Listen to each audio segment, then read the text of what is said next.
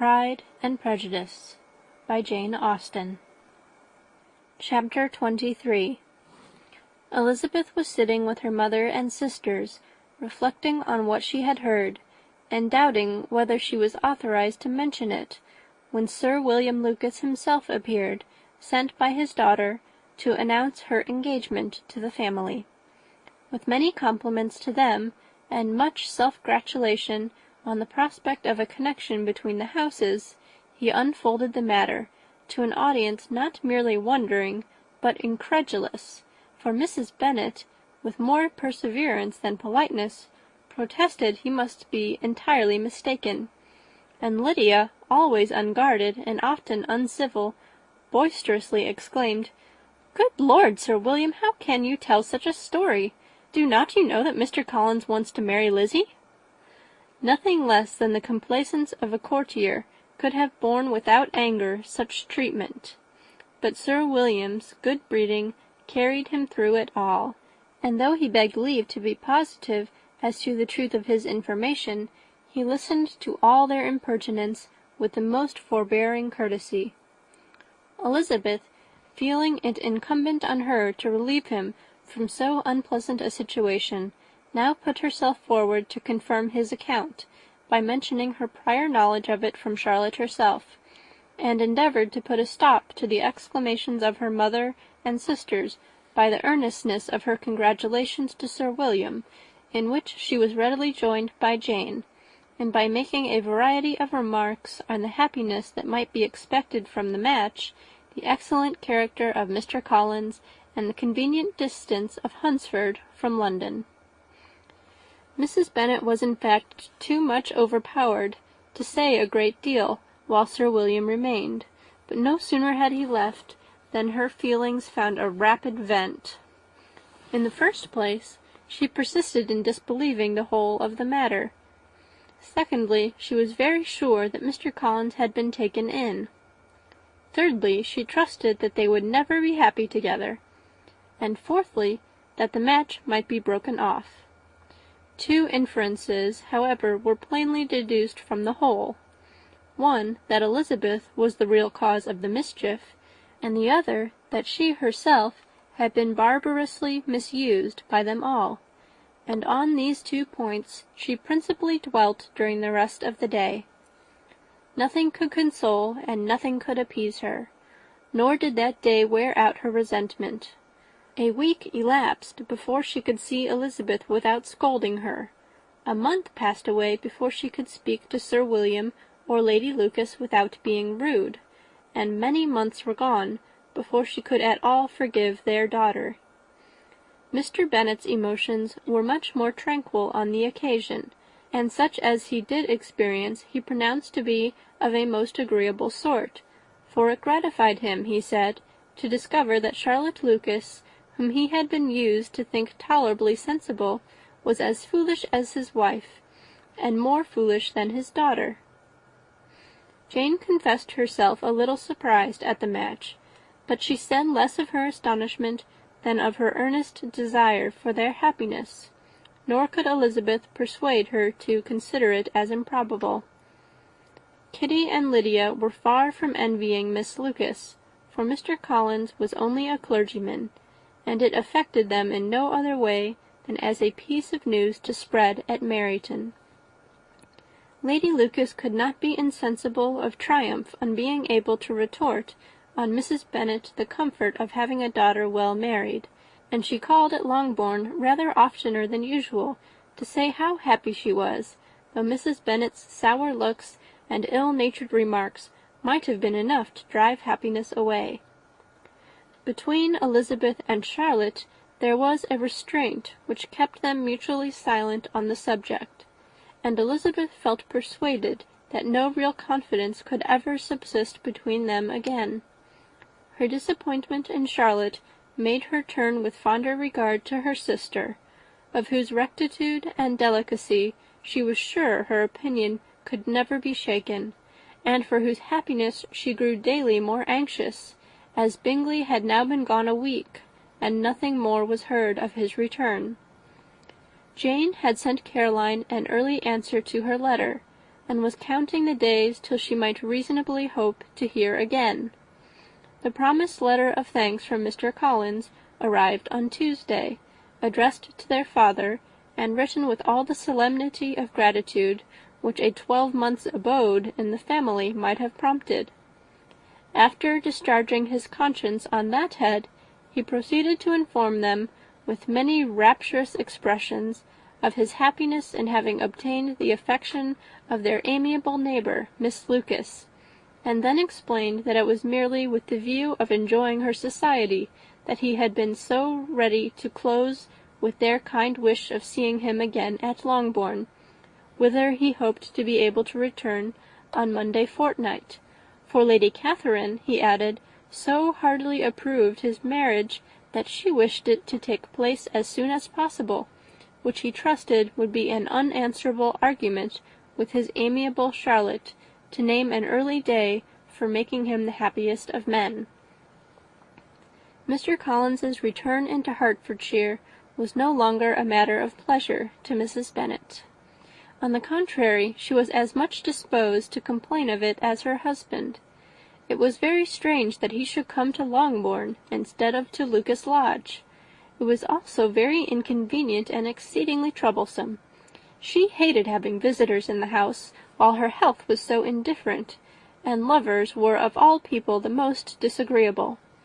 Such were the gentle murmurs of Mrs. Bennet, and they gave way only to the greater distress of Mr. Bingley's continued absence.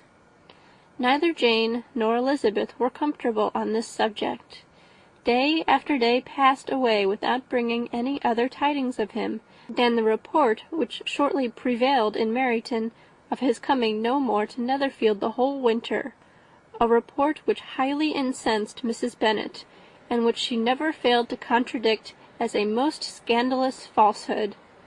Even Elizabeth began to fear, not that Bingley was indifferent, but that his sisters would be successful in keeping him away. Unwilling as she was to admit an idea so destructive of Jane's happiness, and so dishonourable to the stability of her lover, she could not prevent its frequently occurring. The united efforts of his two unfeeling sisters, and of his overpowering friend, assisted by the attractions of Miss Darcy and the amusements of London, might be too much, she feared, for the strength of his attachment. As for Jane, her anxiety under this suspense was, of course, more painful than Elizabeth's, but whatever she felt, she was desirous of concealing, and between herself and Elizabeth, therefore, the subject was never alluded to.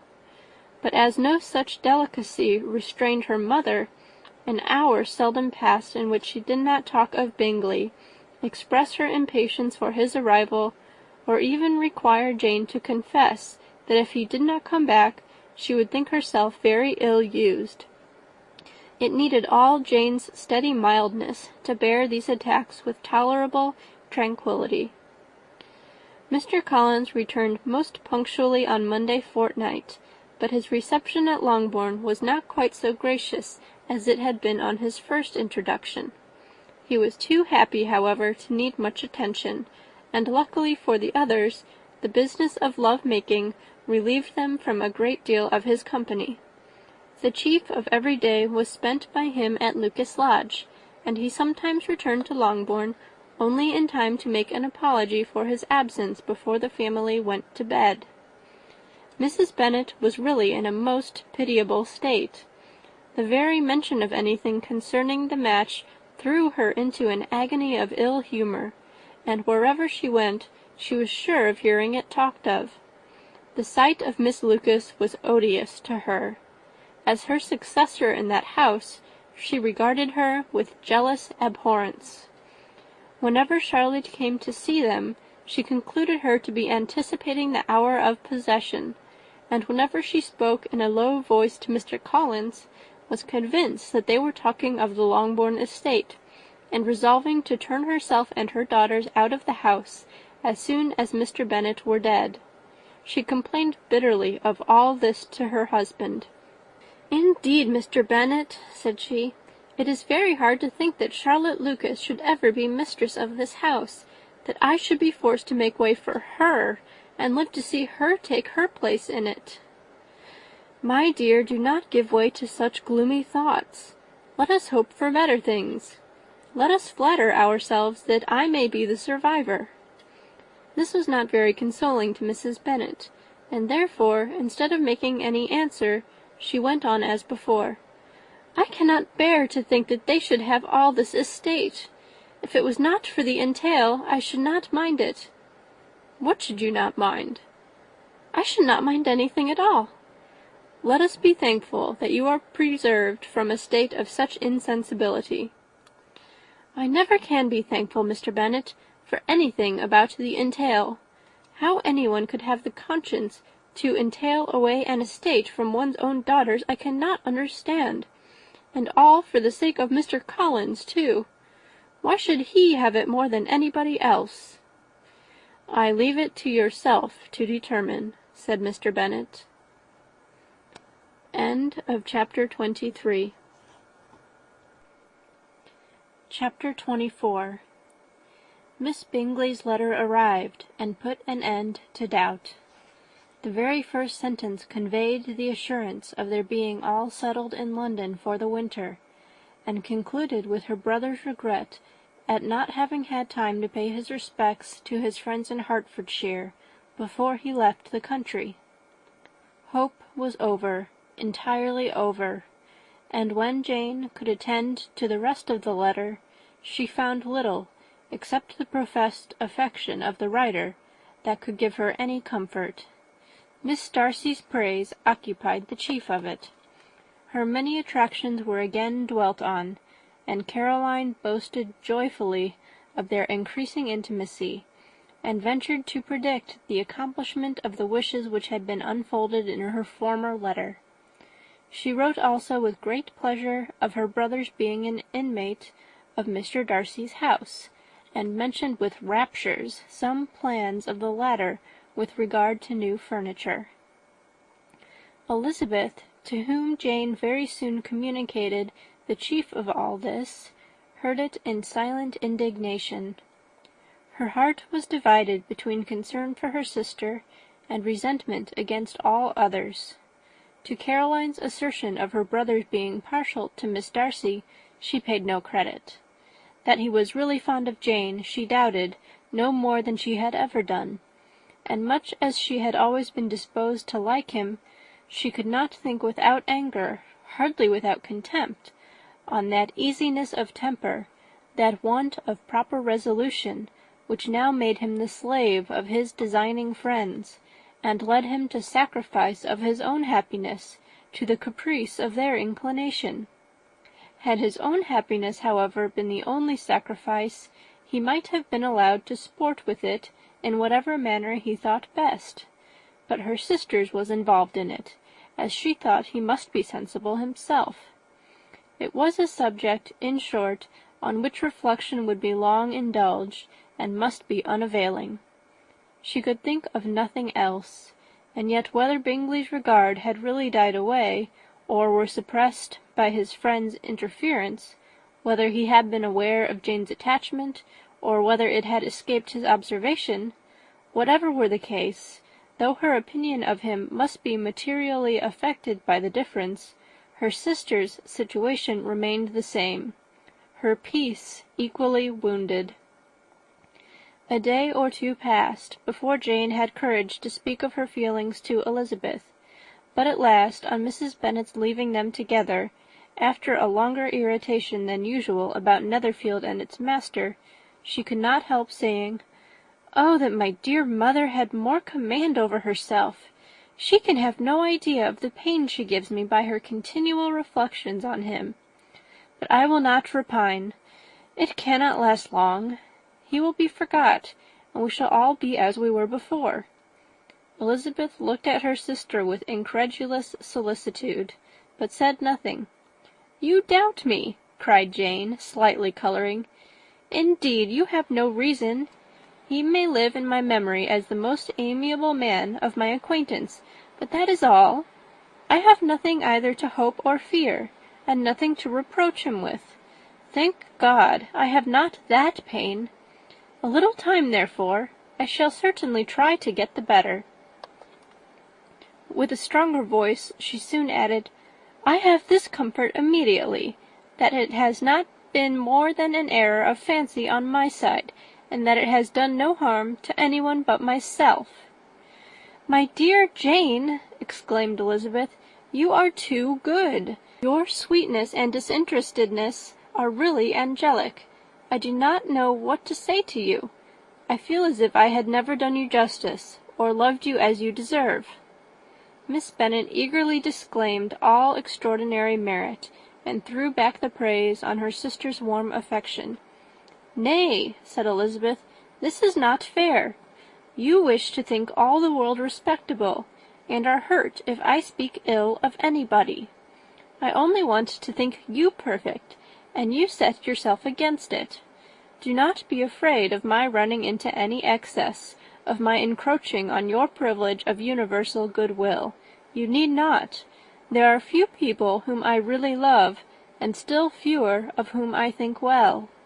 The more I see of the world, the more I am dissatisfied with it, and every day confirms my belief of the inconsistency of all human characters, and of the little dependence that can be placed on the appearance of merit or sense. I have met with 2 instances lately. One I will not mention. The other is Charlotte's marriage. It is unaccountable. In every view it is unaccountable." "My dear Lizzie, do not give way to such feelings as these. They will ruin your happiness. You do not make allowance enough for difference of situation and temper. Consider Mr. Collins's respectability, and Charlotte's steady, prudent character. Remember that she is one of a large family, that as to fortune, it is a most eligible match, and be ready to believe for everybody's sake that she may feel something like regard and esteem for our cousin. To oblige you, I would try to believe almost anything, but no one else could be benefited by such a belief as this, for were I persuaded that Charlotte had any regard for him, I should only think worse of her understanding than I now do of her heart. My dear Jane, Mr. Collins is a conceited, pompous, narrow-minded, silly man. You know he is as well as I do, and you must feel as well as I do that the woman who married him cannot have a proper way of thinking. You shall not defend her, though it is Charlotte Lucas. You shall not, for the sake of one individual, change the meaning of principle and integrity, nor endeavour to persuade yourself or me that selfishness is prudence, and insensibility of danger security for happiness." "I must think your language too strong in speaking of both," replied Jane, "and I hope you will be convinced of it by seeing them happy together. But enough of this. You alluded to something else. You mentioned 2 instances. I cannot misunderstand you, but I entreat you, dear Lizzie, not to pain me by thinking that person to blame, and saying your opinion of him is sunk. We must not be so ready to fancy ourselves intentionally injured. We must not expect a lively young man to be always so guarded and circumspect. It is very often nothing but our own vanity that deceives us. Women fancy admiration means more than it does, and men take care that they should. If it is designedly done, they cannot be justified, but I have no idea of there being so much design in the world as some persons imagine. I am far from attributing any part of Mr. Bingley's conduct to design," said Elizabeth, "but without scheming to do wrong, or to make others unhappy, there may be error, and there may be misery. Thoughtlessness, want of attention to other people's feelings, and want of resolution will do the business. And do you impute it to either of those?" "Yes, to the last. But if I go on, I shall displease you by saying what I think of persons you esteem. Stop me whilst you can." "You persist, then, in supposing his sisters influence him?" "Yes, in conjunction with his friend." "I cannot believe it.